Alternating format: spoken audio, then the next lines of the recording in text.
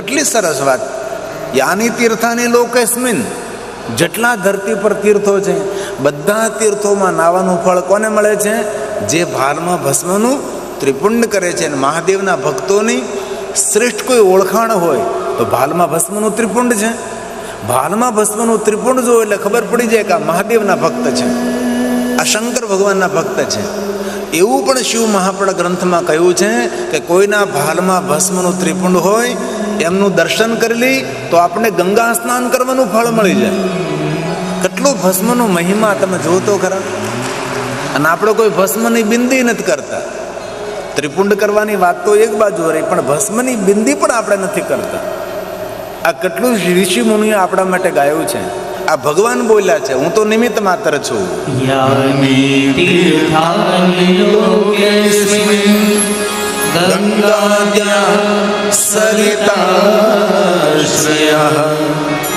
સ્નાતો ભવતી સર્વત્ર લલાટે સ્ત્રીપુંડ્રકં લલાટે સ્ત્રીપુંડ્રકં. જેના લલાટમાં ભસ્મનું ત્રિપુંડ હોય છે એ માણસનું સર્વ રીતે મંગલને સર્વ રીતે કલ્યાણ થાય છે. હવે એક વાત બહુ સરસ છે, સમજવા જેવી વાત છે. આમ તમે ધ્યાન આપજો તો મજા આવશે. જે મનુષ્ય ક્રોધ નથી કરતો, ઇન્દ્રિયોને જીતી લે છે અને ભસ્મથી સ્નાન કરે છે, એ ભસ્મથી સ્નાન કરનારો શુદ્ધ અંતકરણ વાળો માણસ જ્યારે પોતાના અંગ પર ભસ્મનું લેપન કરે છે ત્યારે એ માણસ જેટલા ભસ્મ કણ શરીરમાં પ્રવેશે છે આટલા શિવલિંગોની પૂજા કરવાનું ફલ તેને પ્રાપ્ત થાય. અને જે ભસ્મનું લેપન કરે તેનો પૂર્વ જન્મ ન થાય, તેનો બીજો જન્મ ન થાય.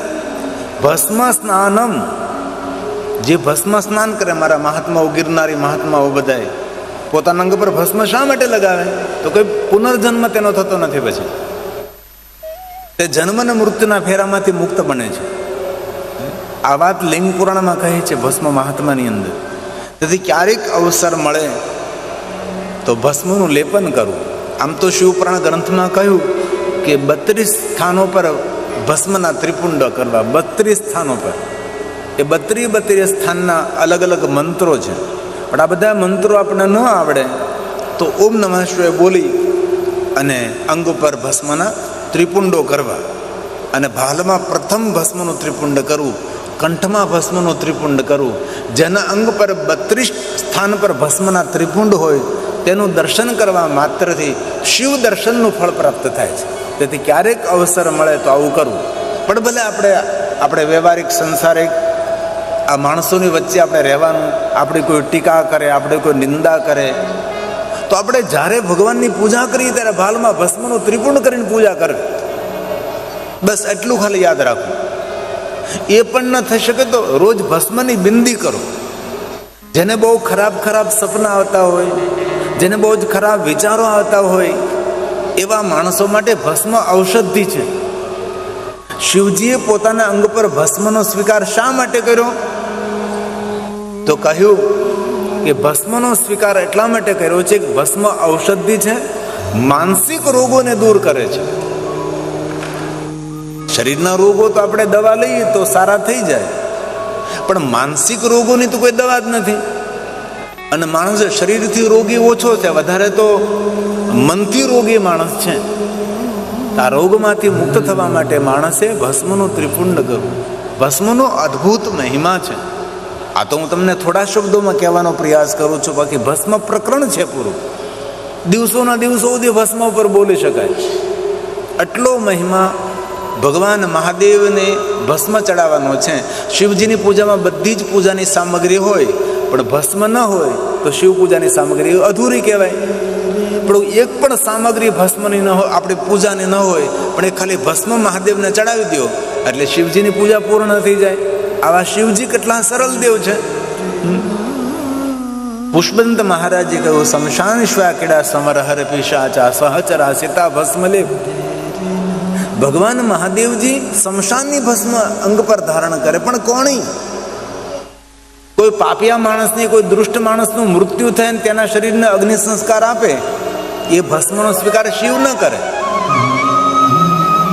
કોઈ પુણ્યવાન માણસો હોય, કોઈ દાનવીર માણસ હોય, ભગવાનનો ભક્ત હોય, અનેક પ્રકારે પુણ્યો કર્યા હોય અને ભગવાનનું શરણ ચરણ જેને સ્વીકાર્યું હોય, આવા પુણ્યવાન માણસોનું જીવન પૂર્ણ થાય અને એના શરીરને જ્યારે અગ્નિ સંસ્કાર આપવામાં આવે અને એના શરીરમાંથી જે ભસ્મ તૈયાર થાય, મહાદેવ તેને પરમ ગતિ આપવા માટે એ ભસ્મ પોતાના અંગ પર લગાવે છે, એમની ગતિ કરવા માટે, એમને મુક્તિ આપવા માટે. આવા શિવજી આપણને પ્રેમ કરનારા છે. જે તે મનુષ્યનું મૃત્યુ થાય ને એના અંગમાંથી રાખ તૈયાર થાય, એ શમશાનની રાખ નહીં, પણ પુણ્યવાન માણસો જ્યારે મૃત્યુ પામે છે અને એના શરીરમાંથી જે ભસ્મ તૈયાર થાય, ભસ્મ શંકર ભગવાન પોતાના શરીર ઉપર ધારણ કરે છે. આવા ભગવાન મહાદેવ છે. તેથી પુષ્પદંત મહારાજે કહ્યું છે, સ્મશાનેશ્વર ક્રીડા સ્મરહર પિશાચા સહચરા ચિતાભસ્મલેપઃ શગપિનુકરોટી પરિકર અમંગલ્યમ શીલમ તવ ભવતુ નામેવમખિલમ તથાપિ સ્મૃતॄણાં વરદ પરમં મંગલમસી વરદ પરમં મંગલમસી. મંગલનું ધામ છે શિવજી.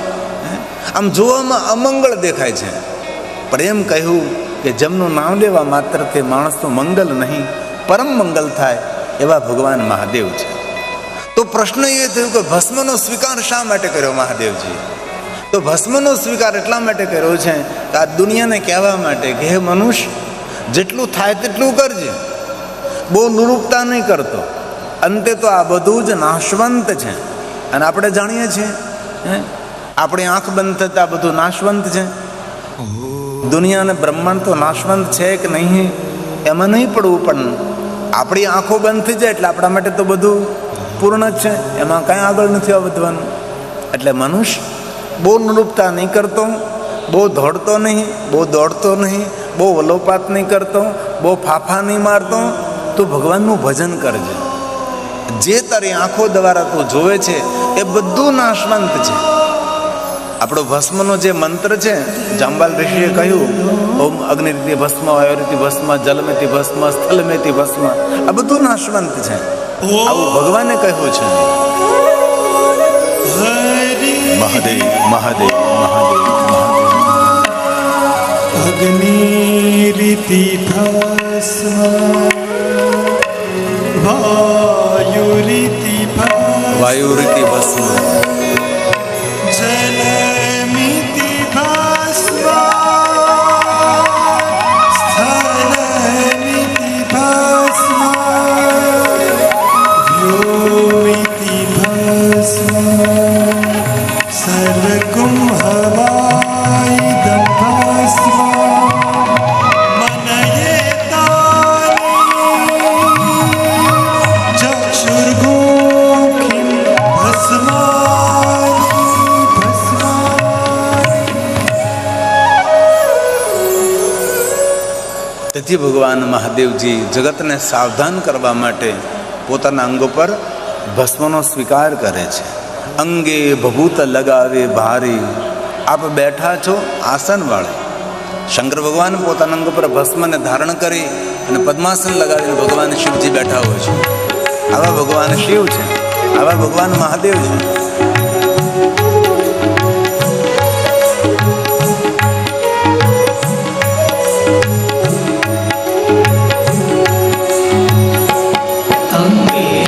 ભભૂત લગાવી મારી, અંગે ભભૂત લગાવી મારી, આપ બેઠા છો આસન વાળી, આપ બેઠા છો આસન અને પીધા વિષ કા પ્યાલા વારે પીધા વિષ કા પ્યાલા વારે ભોળા બેઠા છો આસન વારે ભોળા બેઠા છો આસન વારે. પહેલા તો મેં એવું ગાતા, તમે પીધા ભાંગ ધતુરા ભારી. તમે એક મહાત્માએ ઠપકો આપ્યો કે તમે તો શિવ મહાપડા ગ્રંથના ગાયક છો, તો 24,000 શ્લોકમાં કઈ જગ્યાએ ગાંજા ધતુરા ભાંગની વાત કરી છે? તેથી આજ પછી ગાંજા ધતુરા ભાંગનું નામ નહીં લેતા. નકર આ ભજનમાં અમે એવું લખ્યું હતું, પીધા ભાંગ ધતુરા ભારી. હવે ભગવાન આવું પીવે? પછી મેં વિચાર કર્યો કે આની જગ્યાએ આપણે વિષ લખીએ, એટલે ઝહેર પીધું ભગવાન. અને એ તો જગ જાહેર છે ને, ભગવાન શિવજીએ કાળકુટ નામનું વિષપાન કર્યું. તેથી અમે આ પંક્તિને બદલી નાખી, પીધા વિષના પ્યાલા ભારી. આ પંક્તિને બદલી અમે. આ સુંદર અમારી સૌની રચના છે. આ કથામાં જે ગાઈએ વધારે વધારે અમારી પોતાની બનાવેલી રચનાઓ ગાવાનો પ્રયાસ કરીએ. જે તમે રાત્રના સમયે ભજનોમાં, ડાયરામાં જે ભજનો સાંભળો, એ ભજનો બને ત્યાં સુધી કથામાં અમે ઓછા લઈએ જ નહીં, સમજો. અગર રાતે તમે જે સાંભળ્યું એ મારે તેમ દિવસે સાંભળવાનું, એટલે બંને ભેગું થઈ જાય. એટલે અમે કથાની અંદર એક નવી રચના, એક કથાની નવી રીત. નગર રાત્રે જે ભજનો ગવાતા એ ભજનો બધા અમે ગાઈ શકીએ. નગર મેં જોગી આયા, શક્તિ કેરો સાથ, આ બધું ગાઈ શકાય. તો એ પણ નહીં, એકનું સાંભળવું નહીં, કંઈક નવું સાંભળીએ. તેથી આમાં અમે પહેલાં લખ્યું હતું પીધા ભાંગ ધતુરા ભારી, પણ તેને જગ્યાએ અમે બદલી નાખ્યું. અમે શું કર્યું?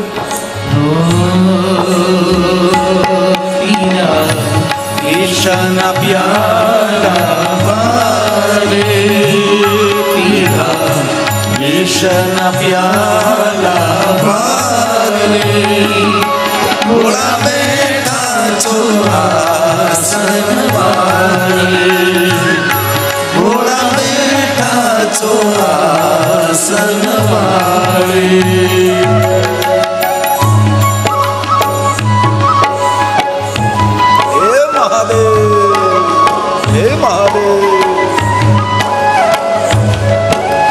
અરે તાલી મહાદેવ ને વહાલે. તાલીથી મન શાંત થાય, તાલીથી આરોગ્ય મળે, પ્રસન્નતા મળે.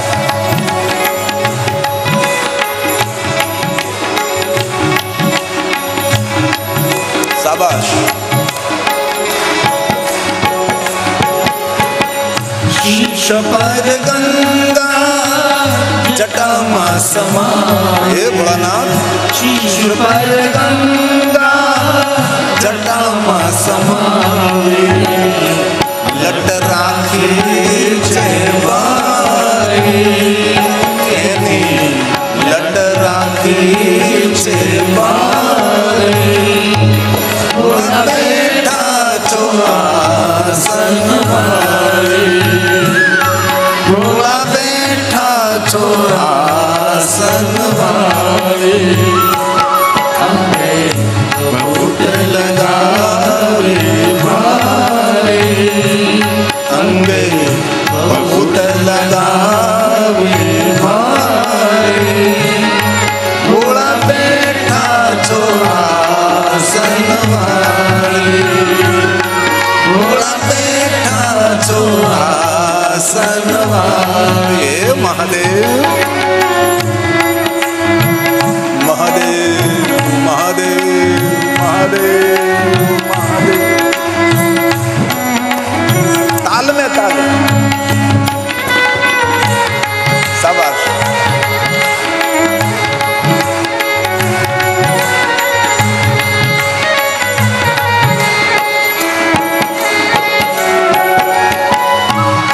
મસ્તક પર ચંદ્ર નિશોભે કલા મસ્તક પર ચંદ્ર નિશોભે ગણો છે ભારે સંગે ભૂત ગણો છે ભારે ભોળા બેઠા છો આસન વાળે ભોળા બેઠા છો આસન વાળે ભભૂત લગાવે ભારે અંગે ભભૂત લગાવે ભારે ભોળા બેઠા છો આસન વાળે ભોળા બેઠા છો આસન વાળે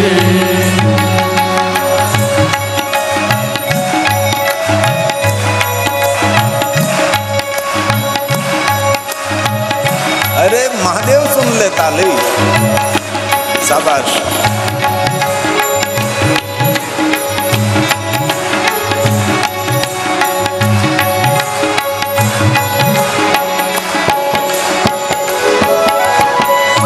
ભસ્મ વિભૂતિ વાગંબર ધારે ભસ્મ વિભૂતિ વાગંબર ધારે ગિરજા જોઈ હરખાણી તેને ગિરજા જોઈ હરખાણી ભોળા બેઠા છો આસન વાળે ભોળા બેઠા છો આસન બોલીએ સાથ में ये पीधा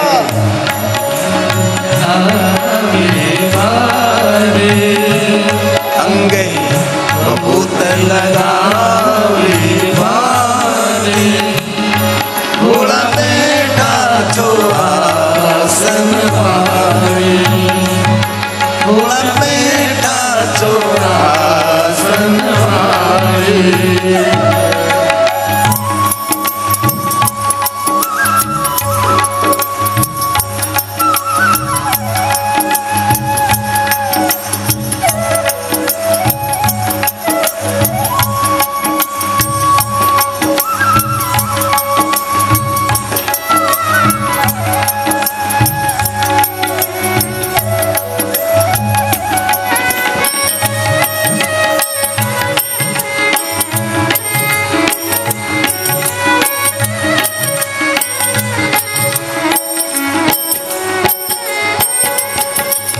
गिरी कहे हूँ गुण शुगाऊं गिरी कहे गुण शुगाऊं तारी जे मेहरबानी ભોળા तारी जे मेहरबानी हम बेठा छो आसन वाणी आप बेठा छो आसन वाणी अंगे ભૂત लगावे भारे अंगे भभूत लगावे भारे ભોળા બેઠા છો आसन वाले घोड़ा बैठा छो आसन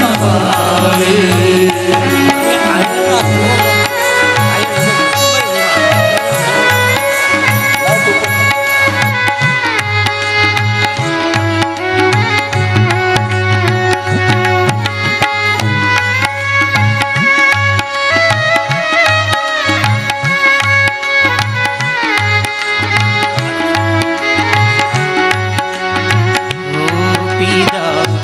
વિષના પ્યાલા ભારે પીધા વિષના